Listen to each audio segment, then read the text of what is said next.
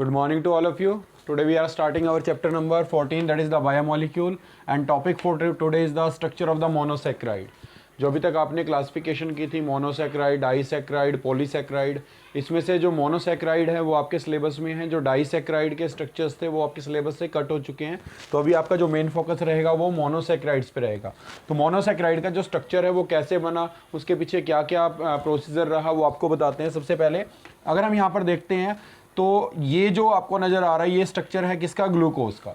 Glucose के अंदर आपको ग्रुप बताया था कौन सा, एल्डिहाइड ग्रुप है। एल्डिहाइड हमेशा फर्स्ट पोजीशन पे आएगा। और जैसा कि आपको ओल्ड डेफिनेशन थी और न्यू डेफिनेशन में डिफरेंस ऑलरेडी पता है। न्यू डेफिनेशन में हमने बोला था these are the polyhydroxy, poly means many. अगर हम यहाँ पर देखें तो 1 hydroxyl group, 2 hydroxyl group, 3 hydroxyl group, 4 hydroxyl group, 5 hydroxyl group. तो यहाँ पर बहुत सारे क्या है, हाइड्रोक्सिल ग्रुप है। दूसरा हमने बताया था these are the optically active. अब ऑप्टिकल एक्टिव का कैसे पता चलेगा, अगर कोई भी कार्बन, कैसा कार्बन है, असिमेट्रिक कार्बन है। असिमेट्रिक कार्बन या कायरल कार्बन वो कार्बन होता है जिसपे चारों ग्रुप क्या लगे हों, डिफरेंट लगे हों। जैसे इस कार्बन को अगर हम चेक करें तो इस कार्बन पर एक तो हाइड्रोजन है, एक OH है, एक CHO है और एक ये पूरा ग्रुप है। तो इसका मतलब this one is the asymmetric carbon. अगर मैं इस कार्बन को चेक करता हूं तो इस कार्बन को अगर हम देखें तो 1 OH ग्रुप, 1 H ग्रुप, एक ये वाला पूरा ग्रुप और एक ये वाला पूरा ग्रुप, चारों क्या है, डिफरेंट है। तो इस तरीके से इसमें बहुत सारे असिमेट्रिक कार्बन है और asymmetry is the necessary condition for optical activity. अगर कोई भी असिमेट्रिक कार्बन होगा तो वो क्या करेगा, ऑप्टिकल एक्टिविटी को शो करेगा। That's why we can say glucose is the optical active. अगर ये ऑप्टिकल एक्टिव है तो क्या करेगा, प्लेन पोलराइज लाइट को रोटेट करेगा। किधर करेगा, लेफ्ट या राइट में। अगर राइट में रोटेट करेगा तो क्या होगा, डेक्स्ट्रो रोटेटरी, और अगर लेफ्ट में करेगा तो लेवो रोटेटरी। अब दूसरा पॉइंट अगर हम यहाँ पर काउंट करें तो आपको बताया था इसमें जब एल्डिहाइड आता है तो हम एल्डो वर्ड यूज करते हैं।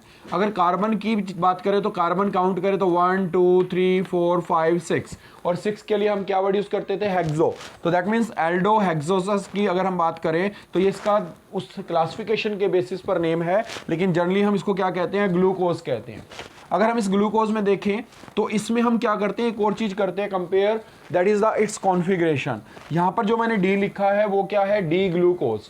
डी कहां से आया, अगर हम इसको देखें तो ये आपका एक टाइप से मोनोसैक्राइड है 3 यूनिट्स का, जिसको हम ग्लिसरल्डिहाइड बोलते हैं। क्या बोलते हैं, ग्लिसरल्डिहाइड। इस ग्लिसरल्डिहाइड में अगर हम चेक करें तो इसमें 2 तरह की कॉन्फ़िगरेशंस हैं, एक डी और एक एल। अब डी और एल पता किससे चलेगा, वो पता चलेगा इस OH ग्रुप से। अगर OH ग्रुप ग्लिसरल्डिहाइड में किधर है, राइट हैंड साइड पर है तो उसको बोलेंगे डी कॉन्फ़िगरेशन, और अगर लेफ्ट हैंड साइड पर है तो उसको बोलेंगे L configuration. L for left hand side और एल फॉर एल कॉन्फ़िगरेशन, इसको याद रखेंगे, एल फॉर लेफ्ट हैंड। तो OH ग्रुप अगर लेफ्ट हैंड साइड पर है तो एल कॉन्फ़िगरेशन है, और राइट हैंड साइड पर होगा तो डी कॉन्फ़िगरेशन होगी। तो इनके बेसिस पर हम कंपेरिजन करेंगे। तो अगर मैं यहां पर ये वाला पार्ट कंपेयर करता हूं, इस पार्ट को देखना आपने इन दोनों केसेस में, तो अगर हम ये वाला पार्ट यहां से मैच करें तो किधर मैच करता है, दैट मीन्स इसमें OH ग्रुप किधर है, राइट हैंड साइड पर, इसमें OH ग्रुप किधर है, राइट हैंड साइड पर। तो राइट हैंड साइड पर है तो इसीलिए हमने यहां पर डी लगाया। D stand for its configuration. D से ये नहीं पता चलेगा कि डेक्स्ट्रो रोटेटरी है या लेवो रोटेटरी है, वो स्मॉल डी और स्मॉल एल से पता चलता है या फिर प्लस और माइनस साइन से पता चलेगा। अगर हम यहाँ पर पूरा इसका नाम लिखे तो मैंने लिखा D plus glucose. Plus sign यहां पर क्या रिप्रेजेंट करता है कि जो ग्लूकोज है वो डेक्स्ट्रो रोटेटरी है। कहने का मतलब जो प्लेन पोलराइज लाइट है उसको किधर रोटेट करेगा, राइट में। अगर हम एक सॉल्यूशन लेते हैं ग्लूकोज का और उसमें से प्लेन पोलराइज लाइट को पास करेंगे तो ये क्या करेगा, उस प्लेन पोलराइज लाइट को राइट में रोटेट करेगा। तो राइट में रोटेट करेगा तो इसलिए हमने यहाँ प्लस साइन लगाया, या स्मॉल डी लगा सकते हैं। और ये कैपिटल डी कहां से आता है, this one represent the configuration. ऐसे अगर हम बात करते हैं फ्रुक्टोज, फ्रुक्टोज के अंदर जो मेन ग्रुप है वो है कीटोन, और कीटोन हमेशा सेकंड पोजीशन पे आता है। तो आप यहां देख सकते हैं ketone is at the second position. और अगर हम यहां पर कार्बन काउंट करें तो कितने कार्बन है, 6। तो 6 के बेसिस पर जब कीटोन ग्रुप है तो कीटो, 6 के लिए हेक्सोसस, तो दिस इज कॉल्ड कीटो हेक्सोसस। लेकिन इसको अगर हम वैसे बोल दें तो ये क्या है, फ्रुक्टोज है। और कौन सा फ्रुक्टोज है, this is again D fructose. अब ये डी फ्रुक्टोज कैसे पता चला? अगर हमने इस कॉन्फ़िगरेशन को कंपेयर किया तो ये किससे मैच करती है?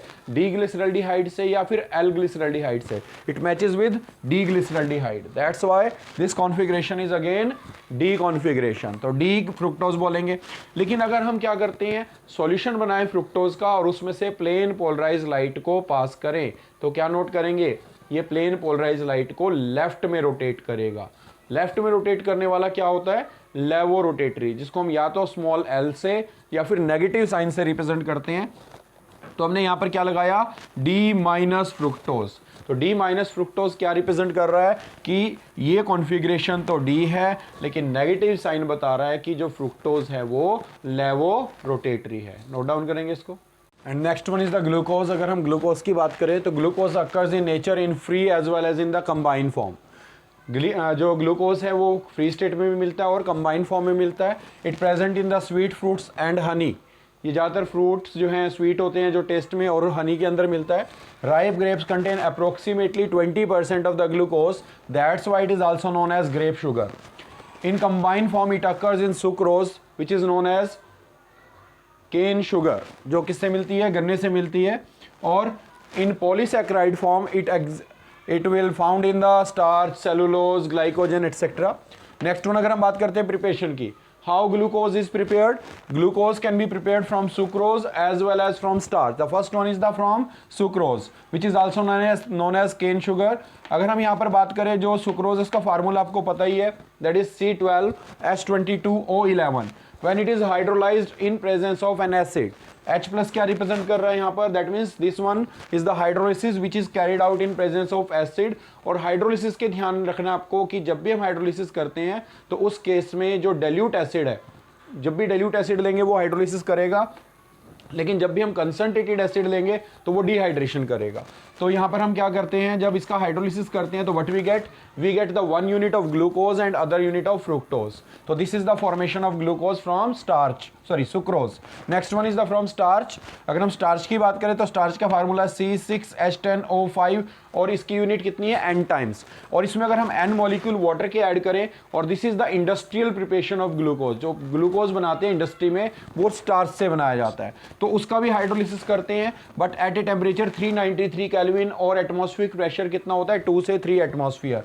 And what we get the N molecule of C6H12O6 which is known as glucose. तो this is the preparation of glucose from starch. अगर हम बात करते हैं स्ट्रक्चर की, तो स्ट्रक्चर जो है ग्लूकोज का वो कैसे आइडेंटिफाई हुआ उसके बारे में भी बताते हैं। सबसे पहले स्ट्रक्चर जो है ग्लूकोज का वो कैसा है?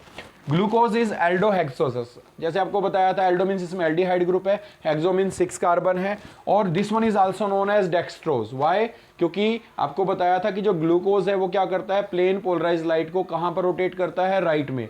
और राइट में रोटेट करने वाला क्या होता है? Dextro rotatory. इसी वजह से जो ग्लूकोज है उसको डेक्स्ट्रोज भी कहते हैं। अगर आप ग्लूकोज का पैकेट लेके आते हैं तो कई बार उसके ऊपर लिखा होता है डेक्स्ट्रोज। डेक्स्ट्रोज का मतलब आपको क्लियर हो गया, that means it have the ability to rotate the plane polarise light towards the right, that's why this is dextro rotatory. अगर हम इसके फार्मूले की बात करें, मॉलिक्यूलर फार्मूला जो किसका? ग्लूकोज का है, वो है C6H12O6। और इसका जो एक्चुअल स्ट्रक्चर है उसमें अगर हम ऑब्जर्व करें तो there is the 1 aldehyde group. तो ये आपको एक नजर आ रहा है एल्डिहाइड ग्रुप है, CHOH 4 टाइम्स यहाँ पर लिखा हुआ है, that means there are the 4 secondary alcoholic group. इसका मतलब 4 जो OH ग्रुप है वो सेकेंडरी हैं। और अगर हम यहाँ पर देखें तो CH2OH one of the alcoholic group which is the primary. तो इसका मतलब एक OH ग्रुप कौन सा है? प्राइमरी कार्बन से जुड़ा हुआ है। और इसमें अगर हम देखें तो बाकी के 2 जो आपके हैं वो किससे जुड़े हुए हैं? सॉरी 4 जो हैं वो सेकेंडरी एल्कोहल से जुड़े हुए हैं, और एक कौन सा ग्रुप है? एल्डिहाइड ग्रुप है। तो ये स्ट्रक्चर है, और ये स्ट्रक्चर बना कैसे? उसके पीछे कुछ केमिकल रिएक्शंस हैं, और वो केमिकल रिएक्शन मोस्ट इंपॉर्टेंट है, उसको अच्छे से लर्न करना सभी ने। And next one is the structure of glucose. अगर हम ग्लूकोज के स्ट्रक्चर की बात करें तो सबसे पहले मॉलिक्यूलर फार्मूला ऑलरेडी आपको पता है। इसका जो molecular formula that is C6H12O6। अगर हम इसके स्ट्रक्चर की बात करें तो सबसे पहले हमें कैसे पता चला कि इसके अंदर जो कार्बन है वो स्ट्रेट चेन के अंदर है, that is the reaction with HI। अगर हम ग्लूकोज को HI के साथ रिएक्ट करवाएं तो it will form N hexane. तो ये क्या बनाएगा? N हेक्सेन बनाएगा। वो formula is CH3 CH2 CH2 CH2 CH2 और CH3। इसका मतलब 6 कार्बन की चेन है, और N stand for no branch, इसका मतलब ये सभी स्ट्रेट चेन में है। इसीलिए जो हमने ग्लूकोज का स्ट्रक्चर बनाया था उसमें सभी 6 कार्बन किसमें लगाए, स्ट्रेट चेन में, उसमें कोई ब्रांच नहीं थी। उसके बाद अगर हम बात करते हैं कि जो प्रेजेंस ऑफ एल्डिहाइड ग्रुप का कैसे पता चला, एल्डिहाइड ग्रुप से पहले हम एक बात करते हैं जो कार्बोनिल ग्रुप है, जो ये C double bond O group होता है, इसको बोलते हैं कार्बोनिल ग्रुप। और ये कार्बोनिल ग्रुप आगे एल्डिहाइड भी हो सकता है और कीटोन भी हो सकता है। उसकी कंफर्मेशन कैसे करेंगे, सबसे पहले कार्बोनिल ग्रुप का पता चला कि जो एल्डिहाइड है या कीटोन है उनमें सभी में कार्बोनिल ग्रुप होता है, कार्बोक्सिलिक एसिड में भी, सभी में यही ग्रुप होता है। तो अगर हम कार्बोनिल ग्रुप की प्रेजेंस का पता लगाते हैं तो वो किससे पता चलता है, that is the reaction with HCN और NH2OH। अगर हम इसको NH2OH और HCN से रिएक्ट करें तो it will form it's respective cyanohydrin और ऑक्साइन। अगर HCN से रिएक्ट करवाएंगे इट विल फॉर्म साइनोहाइड्रिन, लेकिन अगर हम इसको NH2OH से रिएक्ट करवाएंगे तो इट विल फॉर्म ऑक्साइन। अगर ये बनाता है तो इसका मतलब वो ग्रुप प्रेजेंट है, कौन सा, कार्बोनिल। तो CHOH 4 टाइम्स CH2OH को हमने HCN से रिएक्ट करवाया तो CH CN और OH CHOH 4 टाइम्स CH2OH मिलेगा, इसको क्या बोलते हैं, साइनोहाइड्रिन। और अगर हम यहाँ पर किसके साथ रिएक्ट करवाते हैं, NH2OH के साथ, तो it will form oxime whose formula is C double bond NOH CHOH 4 times CH2OH। तो इससे हमें पता चला कि यहाँ पर कौन सा ग्रुप है, कार्बोनिल ग्रुप। तो कार्बोनिल ग्रुप कंफर्म हो गया, लेकिन अब वो कार्बोनिल ग्रुप एल्डिहाइड है या ketone, that can be confirm with the help of reaction with Br2। जब हमने उसको ब्रोमीन के साथ रिएक्ट किया तो उसने कंफर्म किया कि जो कार्बोनिल ग्रुप है वो एल्डिहाइड है, CHO CHOH 4 टाइम्स CH2OH। जब इसको ब्रोमीन के साथ रिएक्ट करते हैं तो ये इस एल्डिहाइड को ऑक्सीडाइज कर सकता है। तो that means bromine is a weak oxidising agent which can oxidise aldehyde into the carboxylic group but can not oxidise the ketone, क्योंकि जो रिएक्टिविटी होती है कीटोन की वो लेस रिएक्टिव होता है। तो अगर उसको ऑक्सीडाइज करना है तो हमें स्ट्रॉन्ग ऑक्सीडाइजिंग एजेंट की रिक्वायरमेंट है which can not do the with the help of weak oxidising agent like bromine. तो इस केस में हमें जो एसिड मिलता है वो कौन सा है, ग्लूकोनिक एसिड। तो यहां तक कंफर्म हो गया कि पहले तो जो हमारा ग्रुप है कार्बोनिल ग्रुप है, कार्बोनिल के लिए 2 ही रिएक्शन याद करनी है, फिर वो कार्बोनिल कंफर्म होता है एल्डिहाइड, उसके लिए ये रिएक्शन याद करनी है। और ये रिएक्शन बहुत ही ज्यादा इंपॉर्टेंट है, इनके एग्जाम में आने के चांसेस मैक्सिमम रहते हैं। तो Br2 के साथ अगर हम इसको रिएक्ट करेंगे तो it will gives the gluconic acid. तो ग्लूकोनिक एसिड से हमें पता चल गया यहाँ पर कि इसके अंदर कौन सा, नाम से पता चल रहा है एसिड का मतलब CHO ग्रुप किसमें कन्वर्ट हो गया, COOH। लेकिन अगर हम यहां पर देखें तो Br2 वीक ऑक्सीडाइजिंग एजेंट है जो इस अल्कोहल को ऑक्सीडाइज करके क्या नहीं कर सकता है, कार्बोक्सिलिक एसिड या एल्डिहाइड में कन्वर्ट नहीं कर सकता है। अगर हम बात करें presence of the 5 hydroxyl group, जैसे कि बताया था दीज आर द पॉलीहाइड्रोक्सी, तो यहाँ पर 5 हाइड्रोक्सिल ग्रुप है, उसका पता कैसे चलता है, when it is reacted with acetic anhydride. और एसिटिक एनहाइड्राइड का फार्मूला है CH3CO twice O। अगर मैं इसको किससे, ग्लूकोज से रिएक्ट करता हूँ तो ये हमें 5 हाइड्रोक्सिल ग्रुप की प्रेजेंस का पता बताता है कि यहाँ पर 5 हाइड्रोक्सिल ग्रुप है। Why, because it will gives glucose penta acetate. तो यहाँ से एक H ग्रुप चला जाएगा और इसके साथ कंबाइन होकर कार्बोक्सिलिक एसिड के 5 मॉलिक्यूल रिलीज करेगा और इट विल गिव CHO। और ये वाला COCH3 ग्रुप इसके साथ जुड़कर यहाँ पर 4 इसके साथ जुड़ेंगे और एक नीचे वाले के साथ जुड़ेंगे और टोटल 5 क्या मिलेंगे हमें, जो एसीटेट ग्रुप मिलेंगे। तो that's why this will form the glucose penta acetate and this reaction confirm there are the 5 hydroxyl group present in the glucose. तो 5 हाइड्रोक्सिल ग्रुप में से एक प्राइमरी है और 4 सेकेंडरी हैं, उसका पता कैसे चलता है, that is the reaction with HNO3। The reaction with HNO3 confirm there are the 5 hydroxyl group and one of the hydroxyl group is the primary, because primary can oxidize into the carboxylic acid but not secondary and tertiary। अगर हम यहाँ पर देखें तो ये वाला जो alcohol है ये प्राइमरी है, बाकी के जितने भी हैं वो क्या है, सेकेंडरी हैं। अगर हम इसको नाइट्रिक एसिड से रिएक्ट करवाएं तो ये क्या करेगा, एल्डिहाइड को तो ऑक्सीडाइज करेगा ही करेगा। क्यों, क्योंकि जो ब्रोमीन कर सकता है, तो ब्रोमीन एक वीक ऑक्सीडाइजिंग एजेंट है लेकिन नाइट्रिक एसिड एक स्ट्रॉन्ग ऑक्सीडाइजिंग एजेंट है। तो स्ट्रॉन्ग ऑक्सीडाइजिंग एजेंट एल्डिहाइड को ऑक्सीडाइज करेगा ही करेगा, साथ में इतना स्ट्रॉन्ग है कि ये प्राइमरी अल्कोहल को भी ऑक्सीडाइज करके क्या बनाता है, सैक्रिक एसिड। सैक्रिक का मतलब यहां पर ऊपर नीचे क्या होंगे, कार्बोक्सिलिक।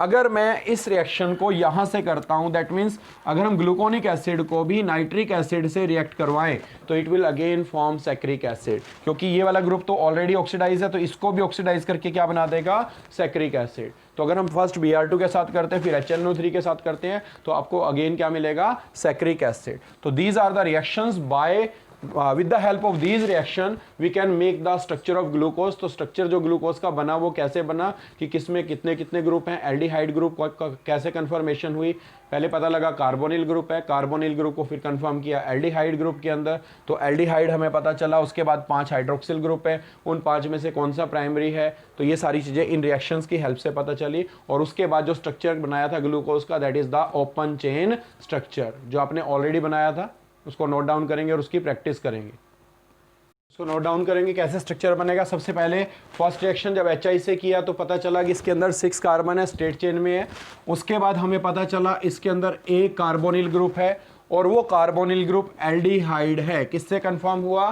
Reaction with Br2। और उसके बाद अगर हमें पता चला इसमें 5 हाइड्रोक्सिल ग्रुप हैं और उसमें से एक प्राइमरी है और 4 क्या है? सेकेंडरी। अगर हम इसमें जब भी स्ट्रक्चर बनाएंगे तो आपको ध्यान क्या रखना है? फर्स्ट, सेकंड, थर्ड पे OH हमेशा लेफ्ट हैंड साइड पे लगाना है और बाकी एज इट इज लगा दीजिए। थर्ड पे OH कहाँ लगाना है? लेफ्ट हैंड साइड पर। और this is the open chain structure of glucose. This is the open structure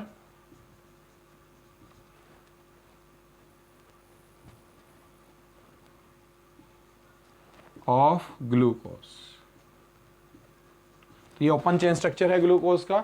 अब इसमें आप कॉन्फ़िगरेशन बता सकते हैं कौन सी है। अगर यहाँ चेक करें तो दिस इज द D, और अगर हम यहाँ पर प्लस साइन लगाएं तो प्लस, और ये ग्लूकोज। तो इस तरीके से इसकी प्रैक्टिस करनी है और ये स्ट्रक्चर कैसे आया उसके बारे में जो केमिकल रिएक्शंस हैं उनकी प्रैक्टिस करनी है। और इससे रिलेटेड जो NCERT के इन टेक्स्ट और एक्सरसाइज के क्वेश्चन है उनको ट्राई करना है।